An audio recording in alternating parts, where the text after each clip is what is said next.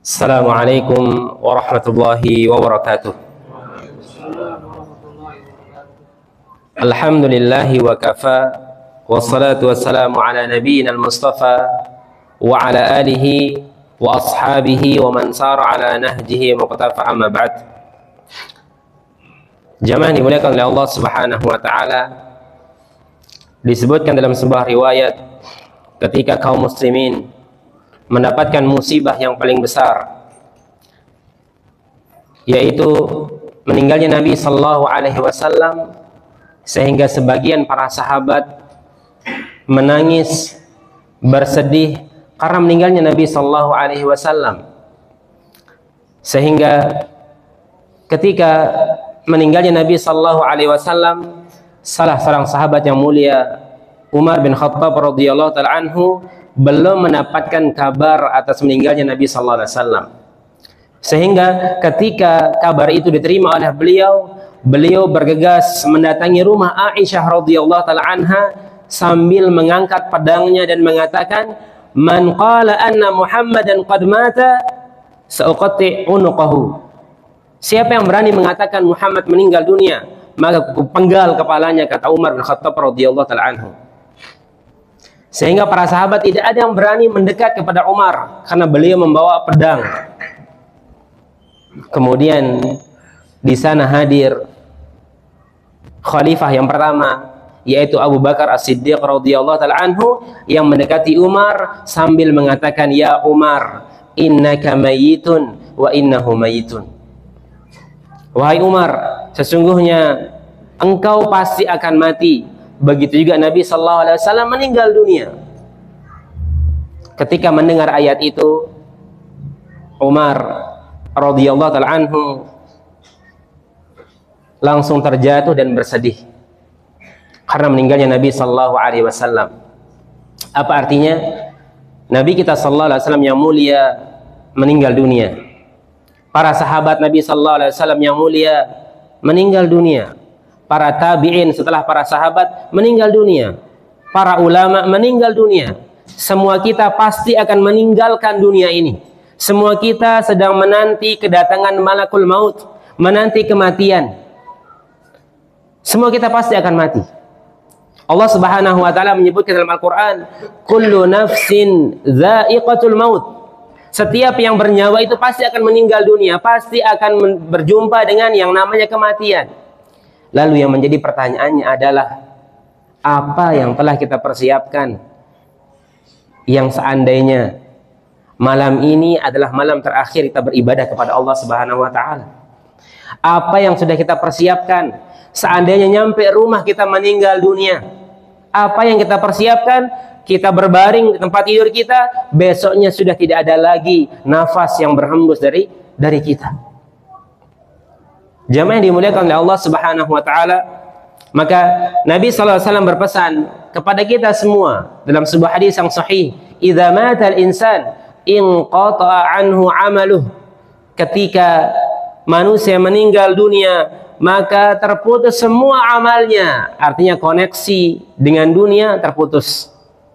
Ketika dia meninggal dunia, ketika kita meninggal dunia, sudah tidak bisa beramal saleh illa an thalathatin, kecuali 3 amalan yang jika salah satu dari 3 ini dilakukan, maka pahalanya tetap mengalir. Nabi sallallahu alaihi wasallam mengatakan di antaranya adalah shadaqatin jariyah, sedekah jariyah, berbagi, berinfak, baik itu dengan mushaf atau membantu pembangunan masjid dan yang lainnya.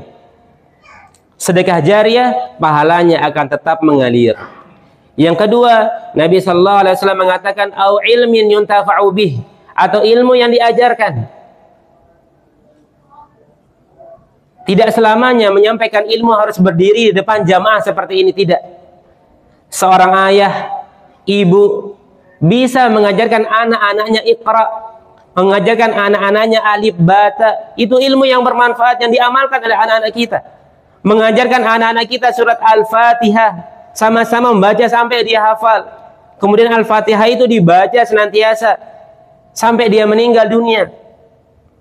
Semua kita memiliki kesempatan untuk berbagi ilmu, terutama kepada anak-anak kita, bagi suami untuk istrinya, untuk keluarganya.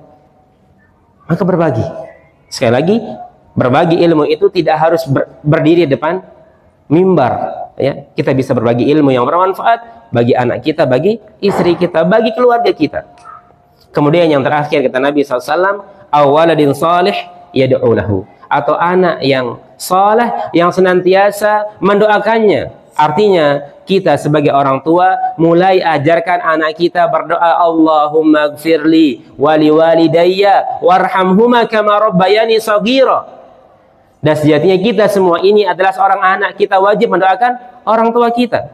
Sehingga disebutkan dalam sebuah riwayat, ketika seseorang meninggal dunia, tiba-tiba dimasukkan ke surga oleh Allah Subhanahu wa taala, dan dia kebingungan karena amal soleh yang sedikit ia lakukan ketika di dunia. Dia mengatakan, anna li hadza, kenapa saya bisa masuk ke dalam ruangan ini yang begitu megah? Kenapa saya bisa masuk ke dalam surga? Kemudian tiba-tiba suara mengatakan kepada laki-laki ini, hadza istighfaru waladika laka. Engkau masuk surga disebabkan karena anakmu senantiasa mintakan ampun kepada Allah Subhanahu wa taala kepadamu. Ini poin yang sangat penting bagi kita yang mungkin tidak banyak memiliki ilmu agama, namun kita bisa mengajarkan anak kita berdoa agar mendoakan kita ampunan kepada Allah Subhanahu wa taala.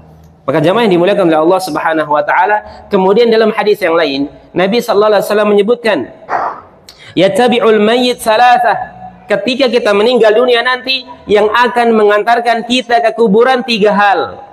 Fayarji ithnani wa yabqa wahid, kata Nabi. Dari 3 ini 2 kembali meninggalkan kita dan tersisa hanya 1. Nabi SAW mengatakan dalam sebuah hadis yang sahih, yattabi'uhu ahluhu wa maluhu wa amaluh, yang akan mengantarkan kita nanti ketika meninggal dunia. Ketika meninggal dunia, kita dimandikan, kita dikafani, kita disolatkan, kemudian kita dihantarkan ke makam. Yang mengantarkan kita keluarga kita, yang mengantarkan kita harta kita. Keluarga ikut serta dalam menghadiri pemakaman kita. Selesai pemakaman, pergi pulang meninggalkan kita. Harta, mobil yang kita beli dengan hasil jerih payah kita ikut mengantarkan kita ke kuburan. Selesai pemakaman, pulang juga bersama keluarga kita. Yang tersisa cuma 1, yaitu amal soleh. Hanya amal yang bisa menemani kita, hanya amal soleh yang bisa membantu kita ketika tidak ada penolong di dalam kubur, di akhirat. Maka jamaah yang dimuliakan oleh Allah Subhanahu wa taala, timbulkan pertanyaan pada diri kita, sudah sejauh mana kita beramal soleh? Terlebih lagi, kita hampir selesai dari 10 awal bulan Ramadan. Sudah sejauh mana amal soleh yang kita kerjakan? Sampai mana bacaan Al-Quran kita? Sudah berapa banyak kita berbagi pada bulan Ramadan ini? Atau apakah hari-hari Ramadan kita tidak ada bedanya dengan hari-hari selain bulan Ramadan? Pesan Jabir bin Abdullah radhiyallahu ta'ala anhu, beliau mengatakan, wala taj'al yaumi saumika wa yaumi fitrika sawa. Jangan sampai kau jadikan hari-hari Ramadanmu itu sama seperti hari-hari ketika di luar bulan Ramadan. Artinya harus ada beda. Ibadah di bulan Ramadan harus lebih kita tingkatkan, karena kita butuh amal saleh yang bisa menolong kita nanti pada hari kiamat.